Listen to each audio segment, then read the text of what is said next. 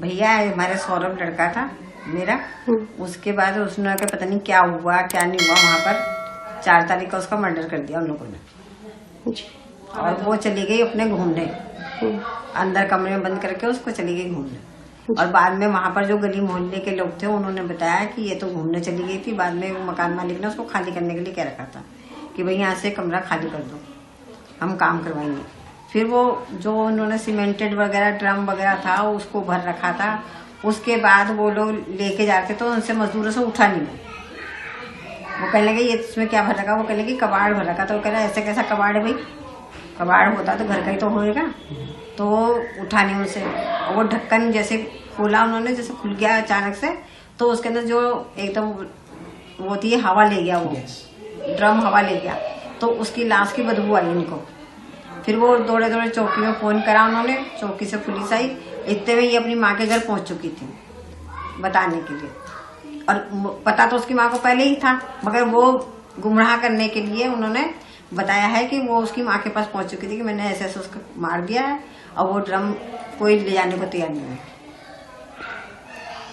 और उसकी माँ ने कहा किसी वकील से वो मिली होगी, वकील की सलाह से वो थाने पहुंच गई।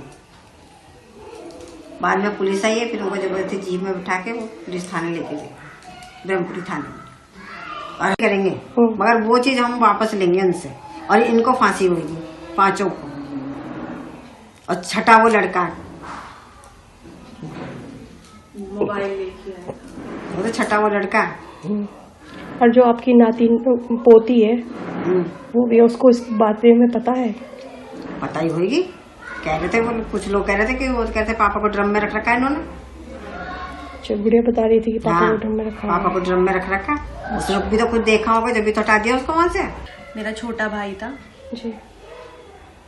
क्या क्या क्या हुआ है? जैसे कि मैं बताना चाहूँगी, मुझे कल शाम को मेरी मम्मी का फ़ोन आया और उन्होंने मुझे ये बोला कि मेरे छोटे भाई का मर्डर हो गया है। तो मैंने अपनी मम्मी को ये कहा कि मैं पहुँच रही हूँ, आप घबराओ मत, ऐसा कुछ भी नहीं हुआ। तो इतनी मतलब जैसी मैं पहुँची हूँ और मुझे बस मेरी मम्मी ने ये बोला कि तू सीधा थाने आ।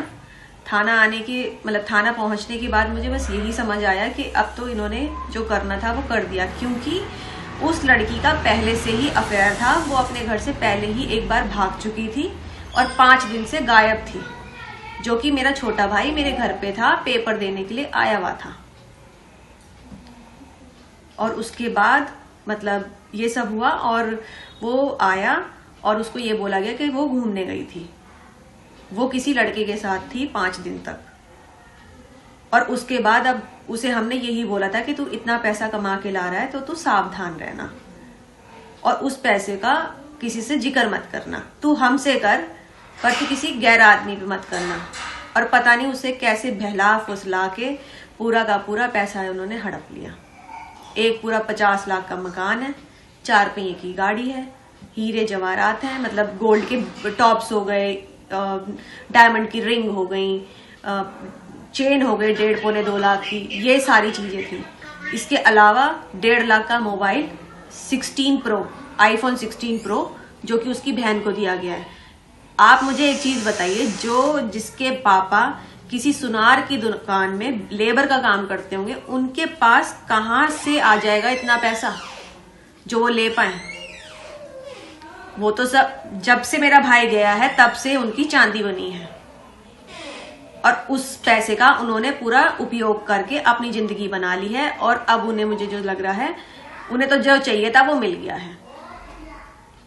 उनकी माताजी बोल रही है कि मेरी बेटी ही गलत थी, मेरी बेटी को फांसी दी जाए। मैंने इसका उत्तर आपको पहले ही दे दिया है। जैसे कि मैंने आपको बताया, वो लड़की पहले भी भाग गई थी, वो पहले से ही कैरेक्टर में खराब थी, पर मेरे भाई को उसको इतना ज्यादा प्यार था, उस पर इतना अंधा भरोसा करता था कि उसके बगैर उसका चलता नहीं था। जिसमें कि सोचो आप, मेरे घर अभी देख पा रहे होंगे कि किसी भी चीज की कमी नहीं है मेरे घर में।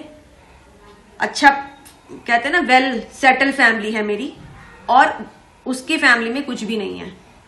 तो उसको तो यही लगा ना कि मैं सब कुछ देखूं और जाऊं। उसका प्लानिंग ही यही थी और उसने पहले से ही प्लानिंग करके चली थी कि मुझे ये सब ले लेना है और मैं निकल जाऊंगी। उसे ये नहीं पता था कि मैं फंस जाऊंगी। अगर आप ये वीडियो YouTube पर देख रहे हैं तो हमारे चैनल को सब्सक्राइब कर बेल आइकन दबाएं और Facebook पर देख रहे हैं तो हमारे पेज को लाइक करें। 8 मिलियन प्लस सब्सक्राइबर, आपके इस भरोसे के लिए बहुत धन्यवाद।